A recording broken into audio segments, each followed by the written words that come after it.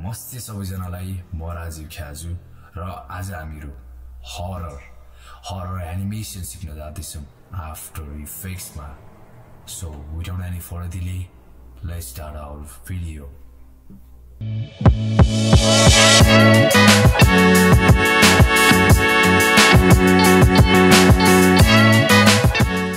Horror animation गर्नको लागि तपाईले सुरुमा न्यू कम्पोजिसन क्रिएट गर्नुपर्ने हुन्छ। अब मैले हरर एनिमेसन क्रिएट गर्ने भएकोले म हल्का रेडिश कलर युज गर्छु र कम्पोजिसन क्रिएट गर्दिन्छु।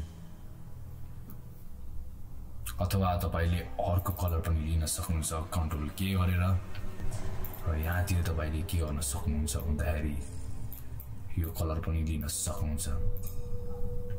त्यसपछि तपाईले डबल क्लिक गर्नुस् र एउटा हातको फोटो यसरी इम्पोर्ट गर्न सक्नुहुन्छ। यो कम्पोजिसनमा जान सक्नुहुन्छ र तपाईले यो हररको ह्यान्ड चाहिँ यसरी राख्न सक्नुहुन्छ। तपाईले यो हातको एनिमेसन गर्नको लागि तपाईले कीफ्रेम राख्दिनुस्। त्यसपछि तपाई कीफ्रेम पछि यहाँ जानुस्। त्यसपछि फेरि यहाँ जानुस्। त्यसपछि फेरि यहाँतिर जानुस्। त्यसपछि फेरि यहाँतिर जानुस्। त्यसपछि फेरि यहाँतिर जानुस्। त्यसपछि फेरि यहाँतिर जानुस्। तपाईले के गर्न सक्नुहुन्छ भन्दाखेरि यो सबैलाई सिलेक्ट गर्नुस्, राइट क्लिक गर्नुस् र तपाईले टोगल होल्ड कीफ्रेममा क्लिक गर्नुस्। त्यसपछिको रिजल्ट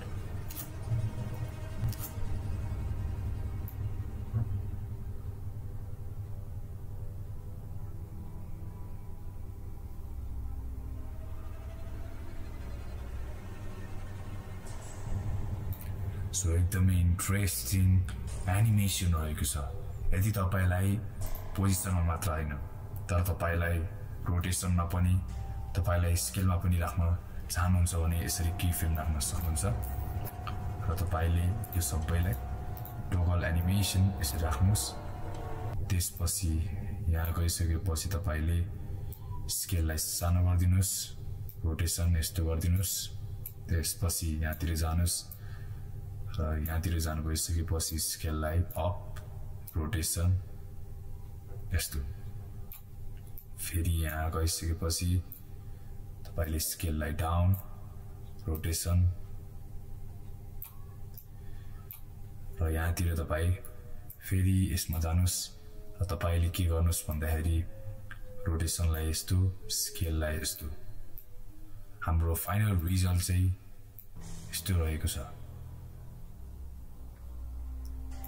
सो गाइस, यसरी चाहिँ तपाईले कुनै पनि हरर इफेक्ट टोगल कीफ्रेम एनिमेसनबाट तपाईले गर्न सक्नुहुन्छ।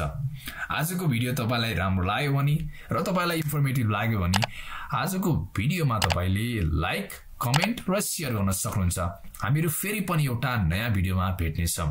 तबसम्मको लागि stay safe, stay healthy and bye bye.